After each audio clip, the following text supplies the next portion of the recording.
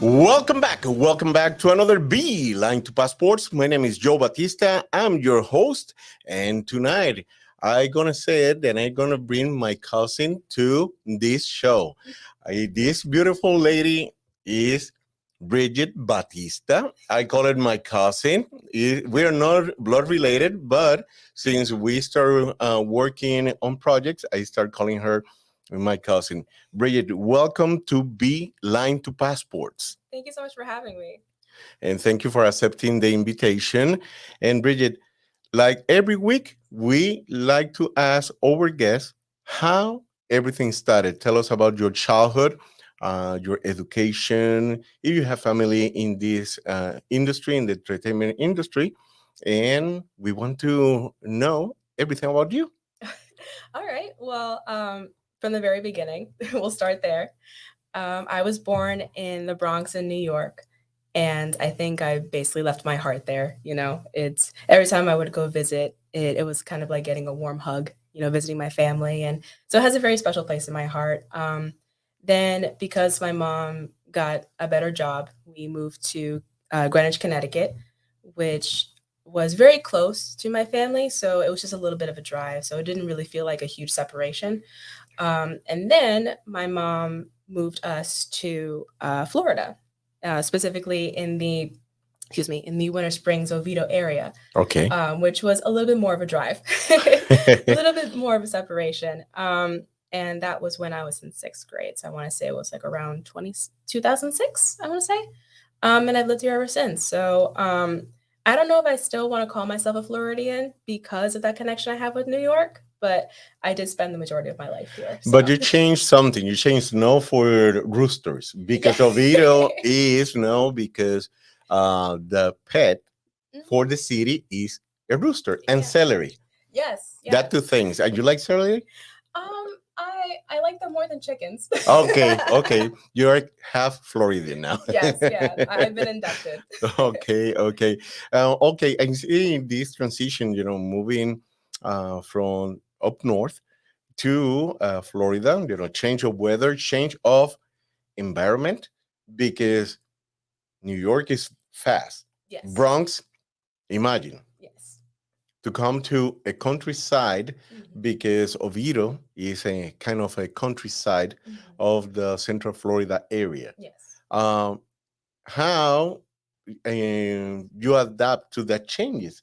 Because for a young girl moving, from the Bronx, then they have all this.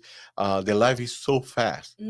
Moving to this countryside, how you feel? How was for you, that transition?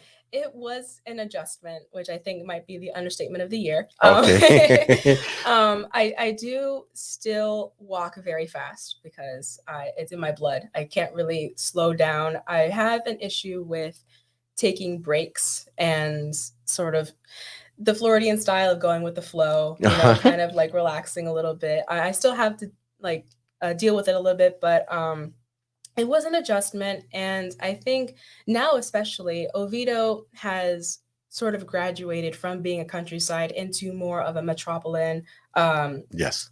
sort of like more of a student area because it's around, UCF and stuff. So it's definitely grown a lot. There's less chickens and more apartments. Less chicken, more apartments, Yeah. and more less celery as well. Yes. That's good. That's good. Okay, and about your education, you complete your high school here. Yes, I went to Oviedo High School and I graduated in 2010. And Okay. then from there, I went to the University of South Florida in Tampa. Okay. I got my bachelor's degree in anthropology just because I was always fascinated with other cultures and just learning basically as much as I can. I realized that I was very fortunate in my life. I never really had to deal with a lot of huge hardships in a sense because it was just my mother and we basically had each other's back. So I grew up kind of in a more sheltered life, Okay. which why anthropology and just sort of other cultures in general really inspired me and made me think outside the box. So I got my degree there, and then I went to the University of Central Florida online to get a bachelor's degree in criminal justice because I just wanted a better understanding of the world that we live in terms of, laws and legal and especially during the times of political strife that we had during that time. It Wow. really did open my eyes a little bit more. So um, with those two degrees, I feel like I have a very open mind, or at least more of an open mind than I did before. And I'm very grateful for that.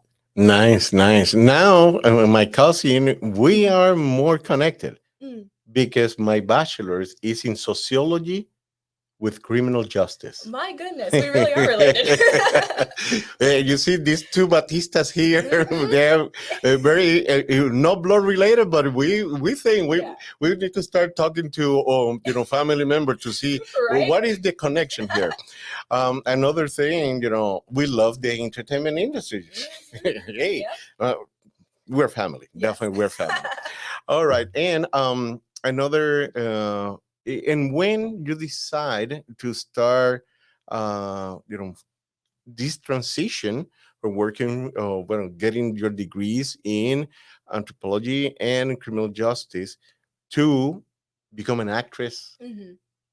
singer, Mhm. when that start reaching you or start getting like, okay, I'm curious on this side of the entertainment industry. So the funny thing is the bug for the entertainment industry has always been in me, in the sense of like I've always been fascinated with the entertainment industry. You know, I've always been in like church choir, and I've always been in choir at school, and it was always just a very healthy for me outlet for what I wanted to do and express myself.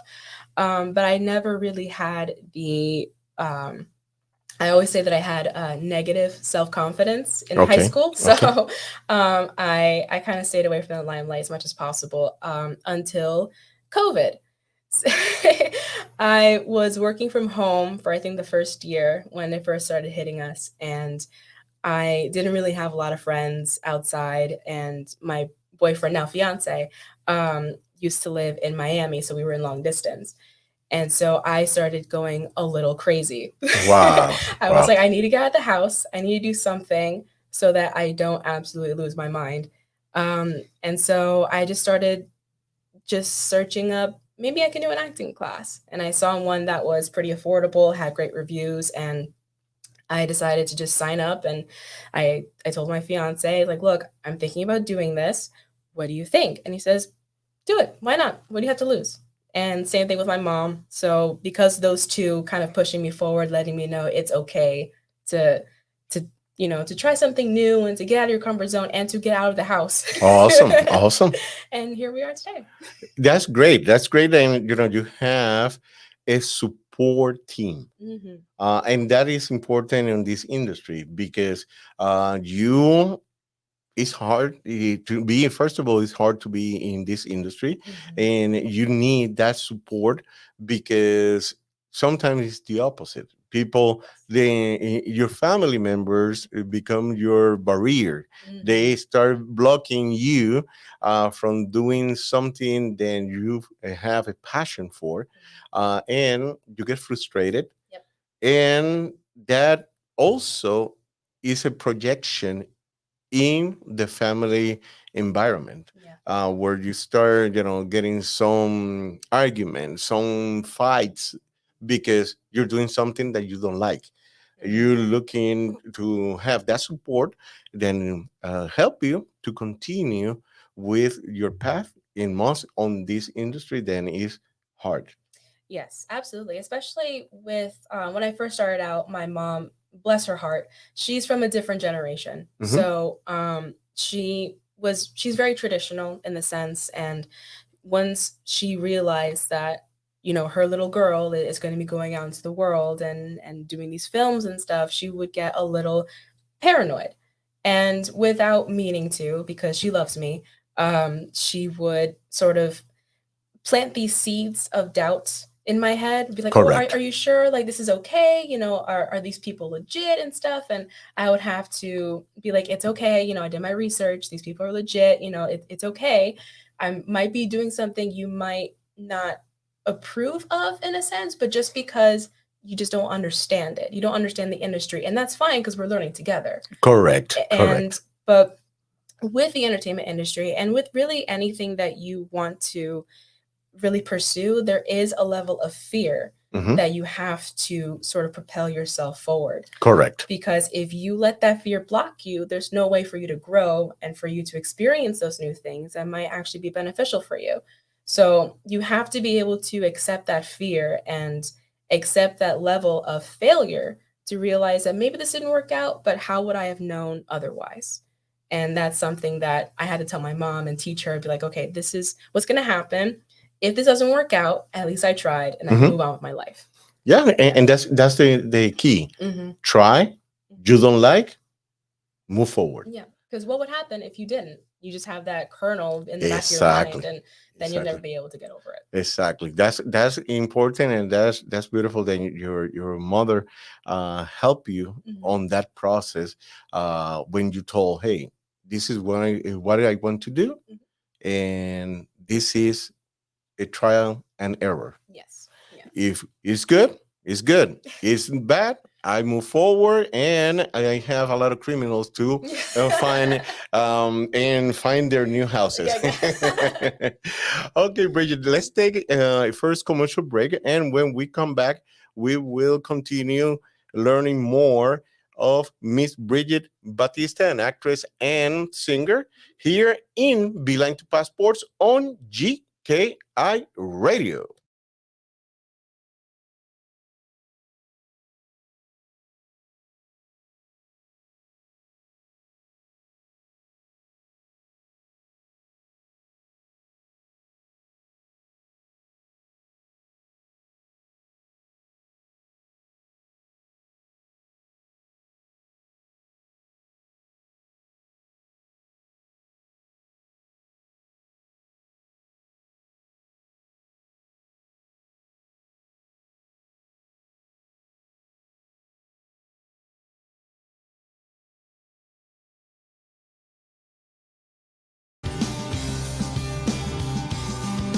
We are back. We are back from commercial break. Great music. Here is Beeline to Passports, GKI Radio. My name is Joe Batista. I'm your host. And tonight we have a beautiful actress and singer. She is Bridgitte Batista, alias or well known as my cousin.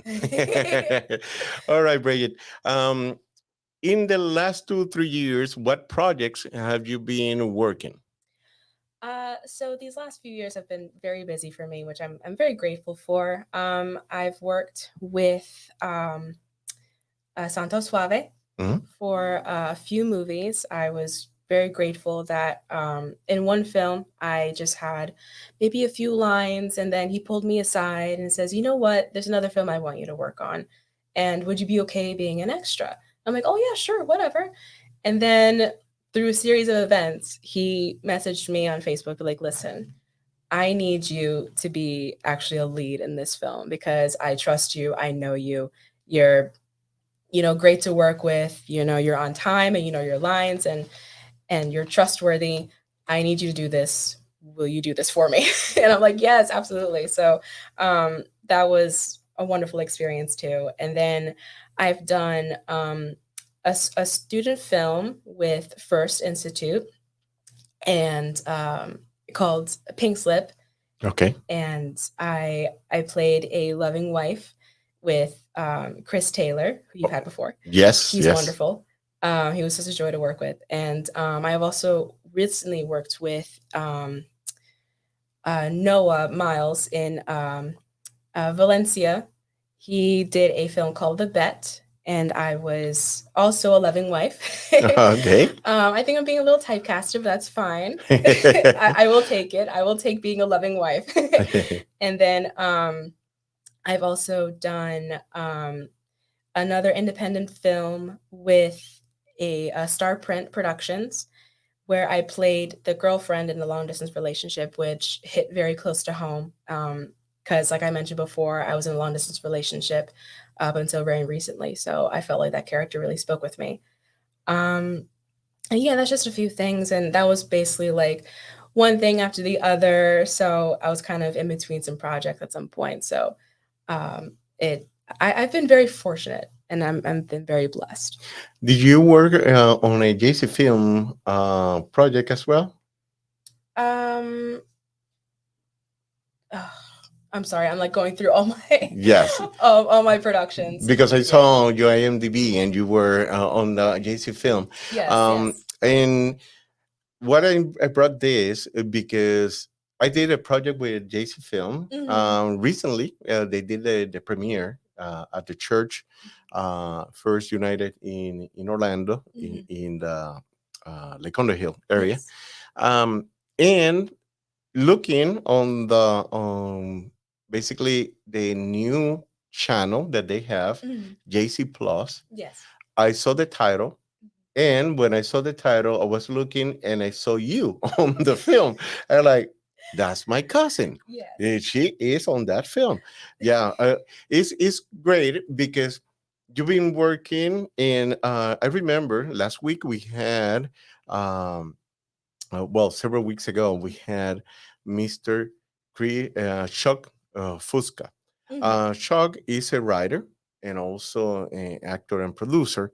And he mentioned this: when you do these independent films or student films or working, doing the JC films, this is like a training. Hmm. Training because this, most of the time, is non paid, Hmm. but you train and you continue developing Yep. your career because you receive the IMDb credits, but also you basically getting the characters and the different ways. Then, okay, this director like this way, this other director like this way, Hmm. and you start getting, okay, this is the way that I supposed to do it. Hmm. Then it's a happy medium for everybody. Yep. But I like that when Mr. Fusca said, then when we're doing these independent films or the student films, is training, Yes. because when you took classes, basically they ask you to do auditions. Hmm. The auditions is the practice. Yes. When Yeah. you get booked, that is your practice. Hmm. And every time that you receive that opportunity, that's awesome. That's awesome. Yeah. And actually going back to the JC films, I actually was able to get into those films because of someone I knew in the acting class that I mentioned before. Nice. I went to Truthful Acting Studios over in Orlando, Mhm. and one of the students there, um, she's been like a singer, producer, actress, whatever. She's amazing. JC Lewis, if you know her, she's Yes. wonderful. Um, she actually kind of pulled out a bulletin for everyone, be like, look, this film that I'm working on, they need some extras. Whoever's interested, submit their stuff. And that's kind of how I got my foot in the door and how I got to experience what was it like working on a film for the first time. Correct. And I remember it was late at night. We had to meet in a clinic for one of the scenes, and it was like 2 o'clock in the morning. Like completely dead outside, dark and quiet, Yes. and there we were all sort of like huddled in a corner so we can be out of line of the camera. And I was looking at everything, and I realized like I think I'm getting the bug. I think this is really cool. Just seeing this, how all of it's come together, having a different side of it. Because obviously, I'm worried about the acting side. I'm Mhm. worried about what's going on in front of the camera.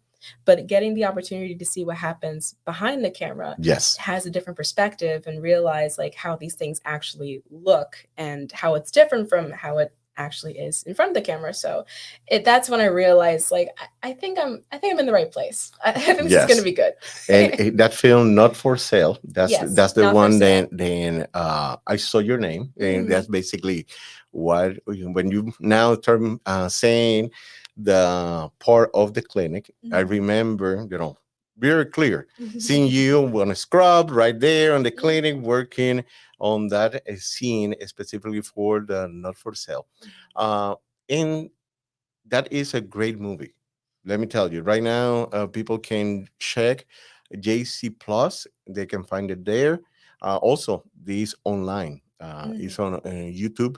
That movie is so great because Yes. the message, Mhm. the not for sale has is incredible, incredible. And most, Especially because in Florida, it's a very big issue, and I don't yes, think a lot of people know about it or want to talk about it. But we do have this excellent film that kind of shows like how prevalent this issue really is. So I was again very grateful to be a part of it.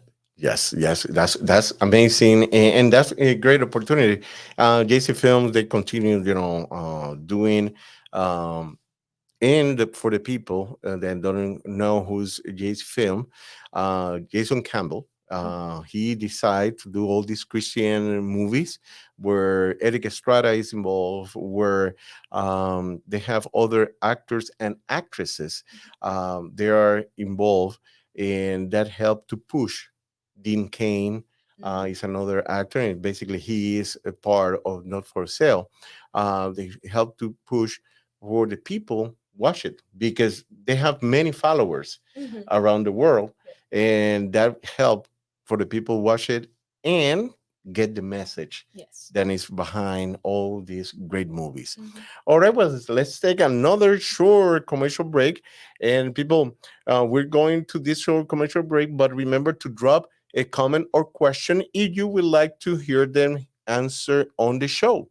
The number is 407-476-9059. Remember to say my name, Joe Batista, followed by your name and your comment or question. And you could also hear it here in Beeline to Passports on GKI Radio.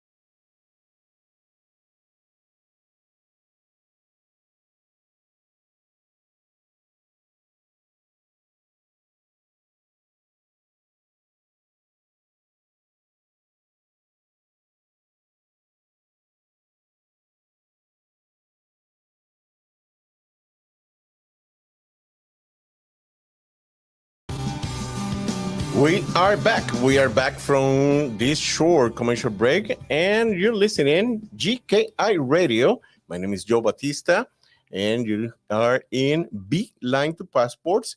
And tonight we have the beautiful actress and singer Bridget, my cousin Batista. And now the people are gonna start calling, "Ah, you are her cousin. You're her cousin." Now you don't, yeah, you can deny it or say yes. All right, Bridget. Um, I mean, in the other segment, the previous segment, we were talking about JC film. I did the Ghost Trader. That was the film that I participate. Uh, and the other day I was looking the trailer, and I see my face there, like, oh, let's do a screenshot to save it for record, Yeah, right. but it's amazing. All these projects. Then we participate, and you mentioned then the film industry or the entertainment industry is huge, but at the same time is so small Yes. because you start looking, participating, and hey, this person worked with me in this project years ago. Yep. And right now, what projects you have been working, or what you're doing right now to prepare yourself for future projects? Well, like I mentioned, I've been basically very busy for the past couple of years, going to different productions and films back to back. So right now, I'm actually kind of taking a little bit of a break. I'm just going to be focusing on doing some more training and taking some classes. I just signed up to do some acting for commercial classes that starts pretty soon. So I'm very excited about that since I've had experience with working in films, both feature length and student films, and independent as well. So it's going to be learning to do a new medium for me, which I'm very excited about. Awesome, awesome. I did some commercials. It's very interesting. With the commercials, for that 30 seconds on air or 15 seconds on air, you can spend the whole day. Yes, yes. And you don't know how many shots of the same thing you need to do. I did some for Disney. I did some for Optimum Health. I remember the one for Optimum Health. That was in Jacksonville, Okay. on a golf court, and we were there since 7 in the morning, and they wrapped about 5 p.m. Um, we were watching the guy hitting the ball. I don't know how many times. Thanks, Lord, is a professional golfer. Okay. We see the guy was hitting the ball for real. It's That not that was makes it fake. better. And we cheer. Applause. All right, let's do it again.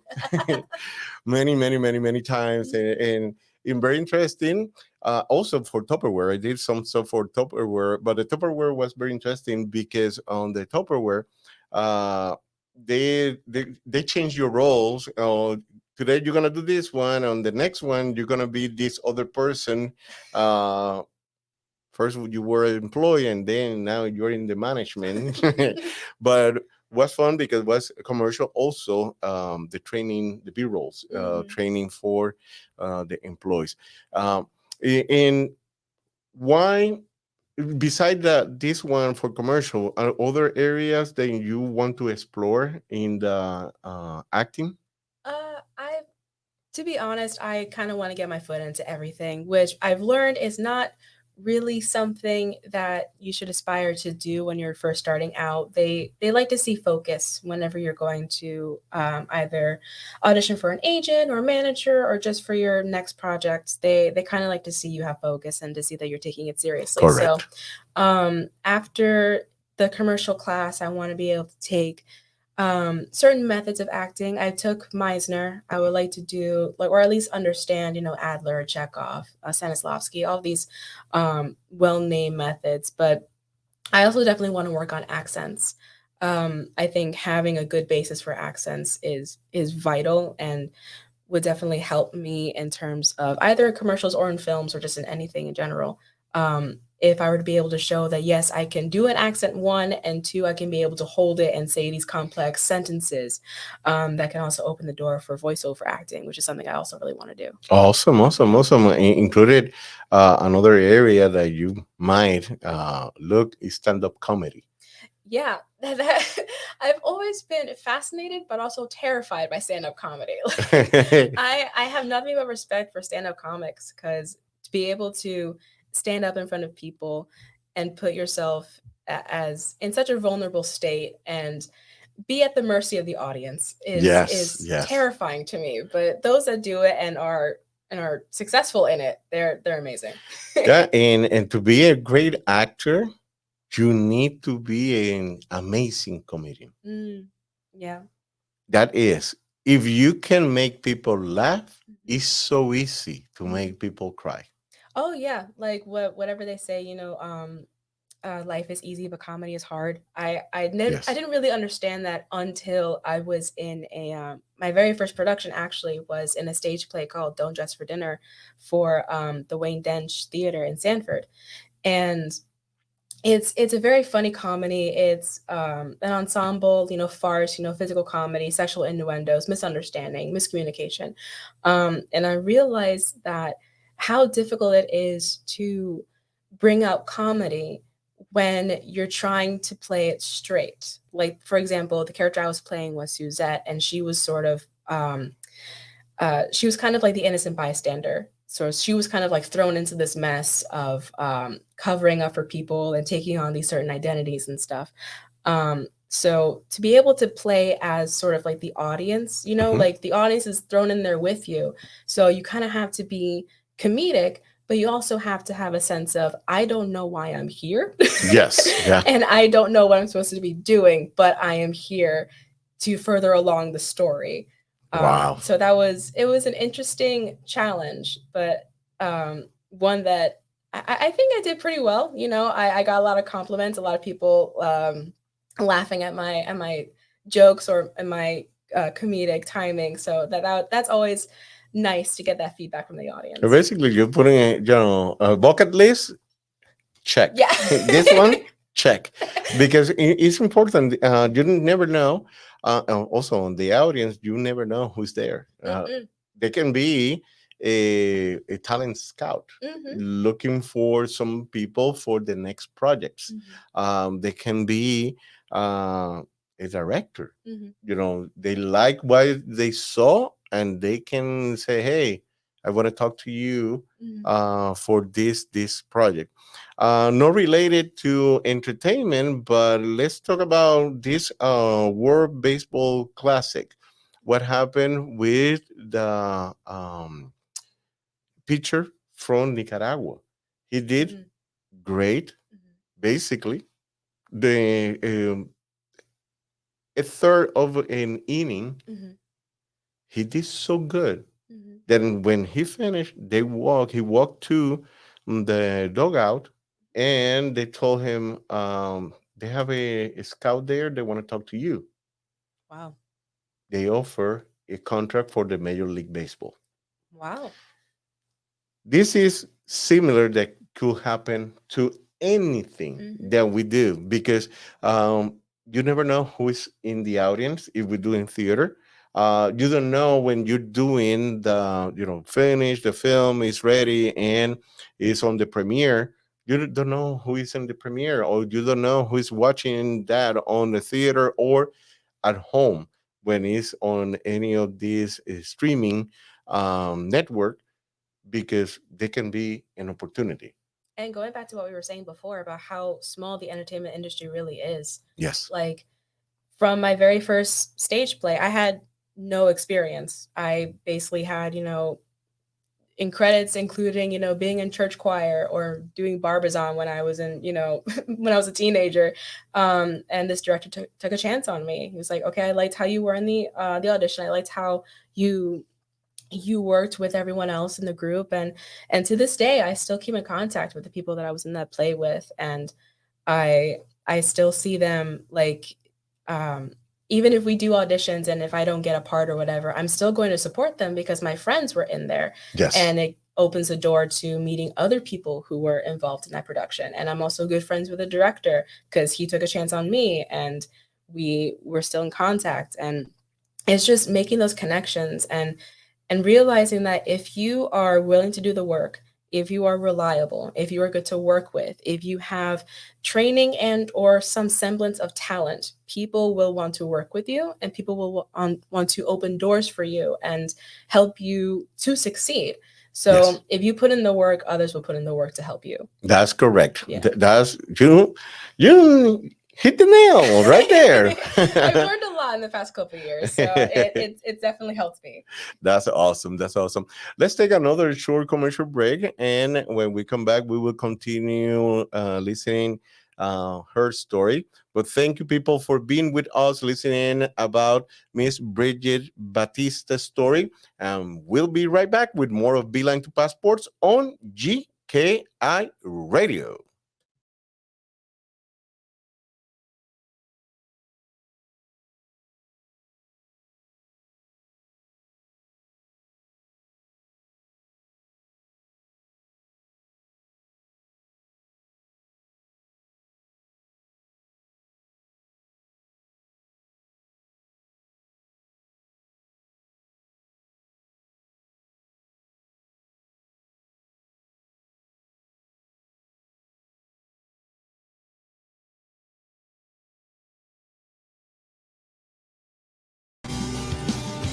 We are back. We are back from commercial break. Great music here in GKA Radio. This show is Beeline to Passports. My name is Joe Batista. I'm your host. And tonight we have this beautiful lady here. Her name is my cousin, Bridgitte Batista. Bridgitte, we were talking about your career. We were talking about the break that you're gonna take, just to get more training classes in this entertainment industry. Um, what is your plans in the next year, next 5 years from now? And also, I want to hear your social media, your INDB, that people can start looking all this project that you has been involved. So in terms of my plan, this is basically the first time I get like can actually sit back and look at what I want to do. My plan is to get more into commercials, to get more into TV. Basically, try to dip my toe in places that I haven't really experienced yet. Not to say that I'm completely done with film or even independent or student films, because those were always a blast to work with. So if I can work on more independent or student films, then that's a bonus. But I definitely feel like getting those under my belt would definitely help me, not obviously in my professional career, but also just be getting experience in different forms of the entertainment industry. So um, for right now, I definitely want to focus more on training.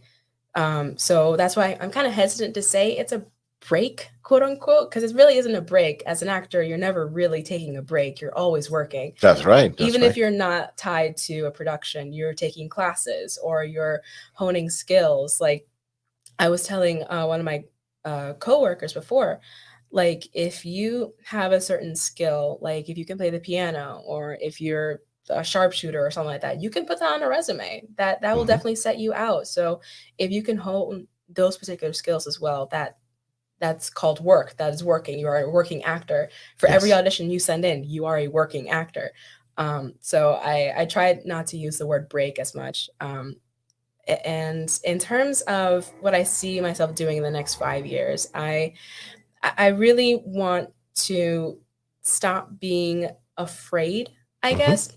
Definitely to branch out a little bit more, try on more risky productions, I want to say. Okay. Like I mentioned before, I was getting typecasted, quote unquote, as like the loving girlfriend or wife, and I understand that is the persona that I put out. That is basically what people look at me. They look at my face and they see someone who is kind, who is soft, who is supportive, which is great. I love that. Mhm. Um, but there was a production I recently did for Dream City, called The Ruby Bridges, the stage play, about a wonderful story about Ruby Bridges, a little girl who was the first African American student to be introduced into an all white school in Okay. the 60s, right when desegregation happened. And I played the main antagonist, which was the story. Excuse me. I was the main antagonist in the story by the name of Mrs. Woodmere. If you've seen the film, I think it's on Disney Plus. You kind of get a sense of like how she was kind of the face of racism in a sense, where like you can sort of devote your anger towards the one person that you see. It's not racism. It's not just some big, amorphous blob or something. It's this person that's personified, and that was Mrs. Woodmere. So that was the choice. That was the character I got to play, which was definitely a different character than I've played before. And I struggled with it in the beginning because obviously this person was not me. I did not agree with this person at all. I definitely was not able to tap into that character like I was able to with the other stories that I've been a part of. So I want to be able to tackle those kind of roles, things that are more challenging, things that will be able to get me to really get to another side of me. Mhm. So that's my overall goal in the next like 5 years. I want to be able to take on more challenging roles. Awesome, awesome, Yeah. awesome. Yeah, and definitely that help you to grow Mhm. as a character, as a persona, or also as an actress, Mhm. because now you can do the villain, but also you can do the lovely wife. Mhm. You can be the murderer, or Mhm. you can be the police officer. Yes. Yeah. So I definitely see the merits of being the villain, and I know, like, Mhm. reading a lot of interviews with actors, they always say playing the villain always is most fun because you get to, break the boundaries a little bit. You get to have a little bit more fun with being a villain. Mhm. So I definitely want to be able to be lucky enough to get those kind of roles again. In terms of my social media, Awesome, awesome. you can find me on IMDb under my first and last name, Bridgitte Batista. It is spelled Bridgitte. Batista, I'm pretty sure you guys would be able to figure it out. But if not, it's Batista. My first name's a little hard to spell, so I always had to spell it out. Um, I have an Instagram. It's my first name, Bridgitte, period, Batista. I also have a Facebook, also under my first and last name, Bridgitte Batista. Um, and those are basically it, I think. Yeah, that's basically it. And we have our other cousin Dave Batista, the wrestler. Yes. If the people don't know how to spell Batista, Yep. hey, we have a big cousin Mhm. wrestler. Very great actor. His is with a U. His is with a Exactly. U. That's the difference. And also, funny story, ever since I moved down here, I mentioned that I moved down here when I was in middle school. Like, one of the first questions people would ask me is like, "Are you related to Dave Batista?" And of course, I was in middle school. I had no idea what the WWE was. I had no idea who this man was. And then when I finally realized who it was, I'm like, no, what? Not even close. Like, if he was my uncle, would I really be in Oviedo? Would I be where he was in Tampa? Yeah. And his real name is Dave Bautista. What they did to make him more commercial, they eliminate the U Mm. and they put Batista because it was easier to for everybody in the WWE. He did some work in the past with wrestling entertainment, specifically with the WWE, and that was basically what they did. They changed the U because it was difficult for people, how to spell it and make it easier. Plus, Bautista is in Spanish is a religion that is a Yes. Baptist in English. Yes. And there was one of the things. Then also, okay, we need to change it, and they changed it for that reason. But we are Batista, Batista. Yes. All right, and your final thoughts. My final thoughts are, um, don't wait for a pandemic to chase your dreams. Don't be like what I did. Don't wait for some miraculous, uh epidemic or pandemic to basically say, "Hey, you only have one life to live. Why not take that acting class?" I think it was a wake up call for a lot of people. So I will give it that. Um, but I will say that if more people waited around for a pandemic, it would be a very sorry world. I would not be able to want to live in that world. So Yeah. don't wait for another pandemic. Yes, the pandemic put me back on this entertainment industry because I was retired. I call it was retired, and uh, somebody called me during the pandemic to start helping this model, and then from that point, like, okay, I'm back. Let's put fuel and let's continue doing this, and a lot of projects, and get involved in the films and entertainment. Recently, I was doing a TV show, basically as a co-host on a TV show. You never know. You never know. That pandemic, they changed for many people, working from home. Then basically you save a lot of time, a lot of money. Yes, yes. Because I did, I was working from home in certain point.